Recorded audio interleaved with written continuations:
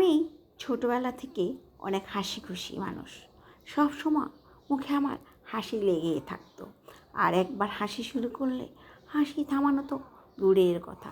একদিন মা এসে আমার পাশে এসে বসলো, বলল, তোর হাসি শুনে আমার মনটা সব ভালো হয়ে যায়। আমি বলতাম, তুমি রেগে গেলে আমি হেসে ফেলি। মা যখন আমার উপর কোনো কারণে রেগে যেত, আমি খটখট খটখট করে হেসে ফেলতাম। এভাবেই মা আমার সব সময় যখনই রাখতো তখনই আমি হাসি দিতাম। মা আমার হাসি শোনার জন্য অদূর আগ্রহে বসে থাকতো। তখন আমার মেয়ে বসে বসে সারাক্ষণ মোবাইল টিভি আর হাসে। যখন আমি বলি, কী রে তুই এত হাসিস কেন? বলে, তুমি তো অনেক বেশি কথা বলো।